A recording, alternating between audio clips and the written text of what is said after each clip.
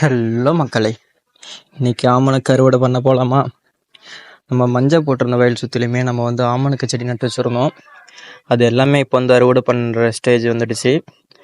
நீங்கள் பார்த்தீங்கன்னாலே தெரியும், சுற்றிலும் நம்ம ஆமணக்கு செடி தான். இது துரட்டு மக்களே. இதை வச்சு தான் நம்ம உயரத்தில் இருக்கக்கூடிய ஆமணக்கு எல்லாமே பறிக்க போகிறோம். இதுக்கு இன்னும் 2 பேர் இருக்குது. சல்லை வாங்குருவான்னு சொல்லி நாங்கள் எங்கள் ஊரில் இன்னும் ஒரு 3 பேர் இதுக்கு சொல்லுவோம். உங்கள் ஊரில் இது என்னன்ட்டு சொல்லுங்கன்னு சொல்லிட்டு மறக்காமல் கமெண்ட் பண்ணுங்கள்.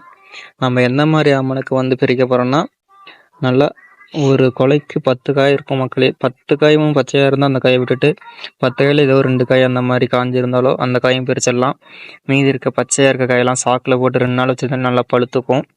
அந்த பழுத்த காயை மெத்தையிலையோ இல்லை களத்துலையோ போட்டோன்னா அது நல்லா காஞ்சி ஒரு 2 நாளில் நம்மளுக்கு நல்லா விளைஞ்ச ஆமணக்கு மாதிரி கிடச்சிரும் மக்களே. இதுவரை பறித்த ஆமணக்கு நல்லா காஞ்சி போனாலும் கொட்டாது மக்களே.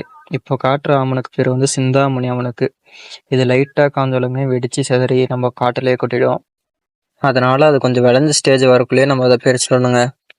நம்மளுக்கு ஹெல்ப் பண்ண நம்ம தாத்தாவும் பாட்டியும் வந்துட்டாங்க. அவங்களுக்கு கை கேட்டுற ஆமணக்கு எல்லாமே பிரிச்சுட்டு இருந்தாங்க. நம்ம அதை மஞ்சள் காஞ்சிடுச்சான்னு சொல்லிட்டு நம்ம தாத்தா பார்த்தாரு, அது இன்னும் காயலைங்க. இதில் நம்ம விளக்கெண்ணெய் எடுப்போங்க. அந்த விளக்கெண்ணெய் எப்படி எடுக்கிறோன்னு சொல்லிட்டு உங்களுக்கு வீடியோ வேணும்னா கமெண்ட் பண்ணுங்கள், அதையும் வீடியோவாக போடுறேன். ஓகே, பை பை மக்களே.